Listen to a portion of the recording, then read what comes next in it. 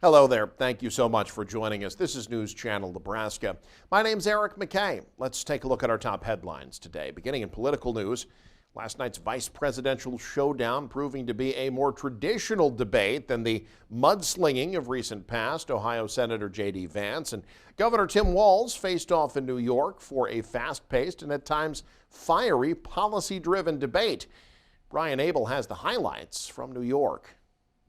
Its nuclear program. The running mates taking center stage for the only vice presidential debate, quickly addressing foreign policy following Iran's attack on Israel just hours earlier. It's those that were closest to Donald Trump that understand how dangerous he is when the world is this dangerous. For people to fear the United States, you needed peace through strength. They needed to recognize that if they got out of line, the United States global leadership would put stability and peace back in the world. Democratic Governor Tim Walz and Republican Senator J.D. Vance clashing on immigration. Donald Trump had 4 years.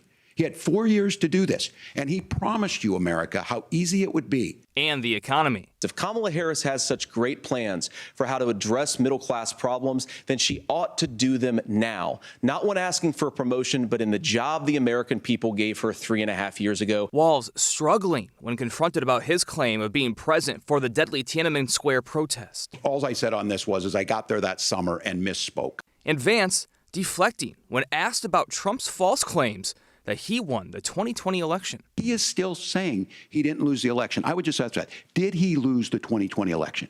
Tim, I'm focused on the future. Did Kamala Harris censor Americans from speaking their mind in the wake of the 2020 COVID situation? That is a damning non-answer. In New York, Brian Abel reporting. Now, this won't be the first election in Nebraska ever under the state's new voter ID laws, but it will be the first for many. Turnout is expected to increase exponentially in November's general election from May, and organizations all over the state making sure Nebraskans know what they need to have in order to vote, especially seniors. AARP Nebraska getting the word out on what counts as an acceptable form of ID. Voters will need one specific type of photo ID, whether that's a driver's license, state ID, passport, military or tribal ID, assisted living facility record, political subdivision ID, or college ID. But officials with AARP say it's just as important that voters know what will not count as acceptable identification. It can't be your birth certificate. It can't be an out-of-state driver's license or college ID. It can't be your Social Security, Medicaid, or Medicare card. And while I know it has your picture on it, it can't be your Costco card either. It has to be a government-issued ID. A study done by the Pew Research Center following the 2020 election found that senior citizens were far less likely to research their voter registration status and available voting methods than younger voters were. Stubendijk says it's imperative that seniors know the rules, especially when it relates to mail-in ballots. When you get to that ballot application, early voting ballot application, there'll be a spot on there where you can write in your Nebraska driver's license number, and that counts for showing proof of ID. Now, if you don't have a driver's license number, what they ask you to do is go ahead and make a photocopy of one of those forms of acceptable forms of IDs that we talked about and mail that back in as proof of your voter ID. Stubendijk said his office didn't receive any reports of issues related to the new voter ID law in the May primary and says he expects things to go smoothly again next month. Seniors could very well be the deciding factor in this year's election, and this AARP says 70% of Nebraskans aged 65 or older voted in the 2022 election, the highest rate of any age group by far. Well, a campaign to renovate a popular spot in Grand Island began on Tuesday. Ana Ruth Lugo Mejia has the details. A fundraising campaign is kicking off to raise funds to enhance a popular spot in a Grand Island park. Tuesday morning, campaign leaders for the All Aboard for Stolly Park fundraiser gathered at Stolly Park next to the train. Council member Jack Shear says they're going to change the area a bit. We're going to renovate this park. This train has been known to many people for many years. It's been around longer than I've been in town, and I raised my kids about a mile from here when they were little, and we would come here, we would ride the train, we would use Kids Kingdom, and really this was a center part of where my kids played. Kids Kingdom was built in 2003. Park leaders always had a second phase of development in mind for the area inside of the tracks. Now, almost 21 years later, that development could finally be happening. The $3 million project includes playmounts, paths for walking and biking, tunnels, signals, and more. The campaign wants to raise $750,000, with the remaining funding to be provided by the city. The Greater Grand Island Community Foundation has already secured $314,000 for the project, $100,000 of which came from the Wolbach Foundation. CEO Melissa Deleuze says they always want to be involved in causes that better the community. Stolly Park is kind of Grand Island Central Park, and Stolly Park is community. I know it's a place of birthday parties, it's a place of field trips, it's a place of family outings, it's a place of Halloween trains, and just memories after memories for a lot of different people in the community. And the community loves and feels so strongly about Stolly Park, and so any enhancements that are happening here in Stolly Park are just going to benefit the community as a whole. Stolly Park is the city's largest park. It attracts around 200,000 visitors in total and 12,000 passengers for the train. It's very important to invest and reinvest right here, right in the middle where it's access for everyone. In Grand Island, Ana Ruth Lugo Mejia, New Channel, Nebraska. Millions of students across the country can't afford college without financial aid, and on Tuesday, the Department of Education began testing a new version of a critical financial aid form known as FAFSA.